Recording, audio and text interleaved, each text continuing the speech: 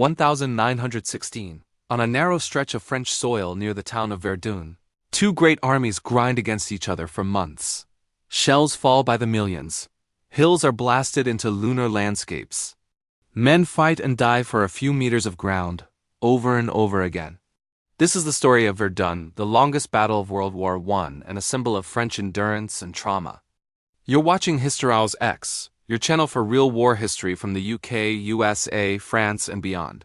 Today we go into the trenches of Verdun, why it started, how it was fought, and why its name still echoes through French memory more than a century later.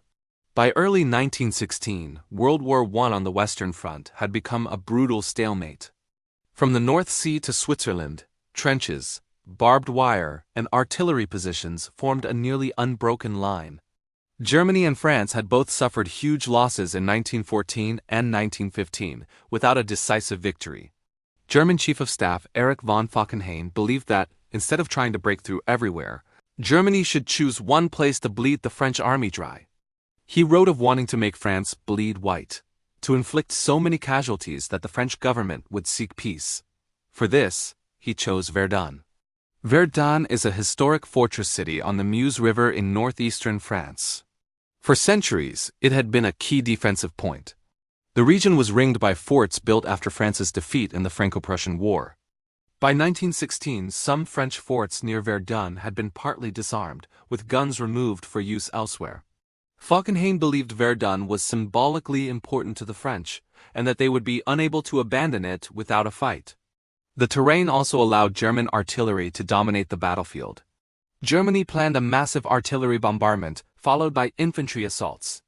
The objective was not simply to capture Verdun but to force France to pour troops into a meat grinder. On February 21, 1916, the German attack opened with one of the most intense bombardments seen up to that point in the war. Vast quantities of shells rained down on French positions. Trees were splintered, trenches collapsed, and the ground itself was churned into mud and craters. Towns and fortifications that had stood for centuries were blasted apart in hours. German infantry then advanced, capturing several outer positions. The French line bent dangerously. One of the key strongpoints was Fort Douaumont, the largest fort in the area. In a shocking blow, it fell to the Germans early in the battle. Taken by a small group of soldiers who exploited poor defenses and confusion, the loss of Douaumont shook French morale. Verdun seemed on the verge of collapse. In this crisis, French General Philippe Pétain was given command of the defense. He understood that to hold the position, France needed two things: a steady flow of reinforcements and supplies, and a determined fighting spirit. He organized the Voie Sacrée, the Sacred Way, a single main road kept constantly open by thousands of workers and vehicles, bringing men, ammunition, and food to the front. Trucks moved in an endless line. If one broke down, it was pushed aside so the flow never stopped. French units were rotated through Verdun so that many divisions eventually spent time in the battle. This spread the psychological and physical burden across the army. Pétain adopted the slogan, "Ils ne passeront pas," they shall not pass. Verdun became a symbol of national resistance.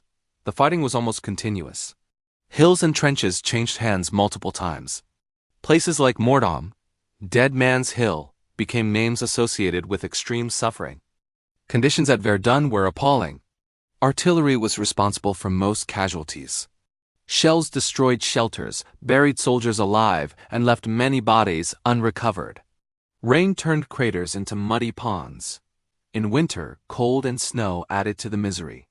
The constant bombardment shattered nerves.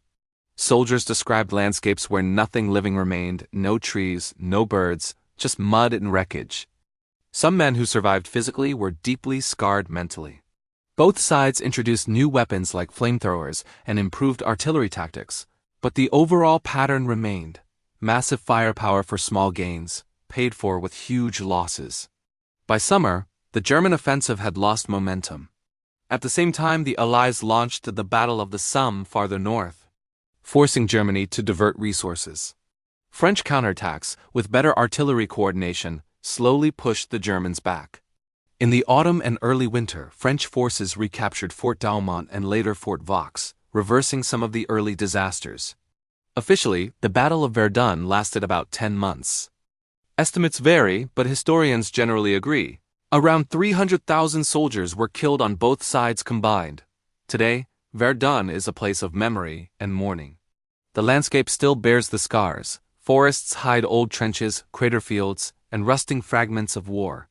Some areas are so contaminated with unexploded shells that they remain off-limits. The ossuary of Douaumont holds the remains of tens of thousands of unknown soldiers from both sides. Nearby military cemeteries stretch in every direction. Verdun continues to play a powerful role in French national identity, a reminder of what the country endured and what modern industrial war can do to human beings and the land itself. Verdun was not just a battle. It was an ordeal, a test of steel, flesh, and will that left deep scars on France and on Europe. For more real stories from the battlefields of France, the UK, and the USA, subscribe to Historials X, like this video, and tell me in the comments, should Verdun be remembered as bravery, tragedy, or both?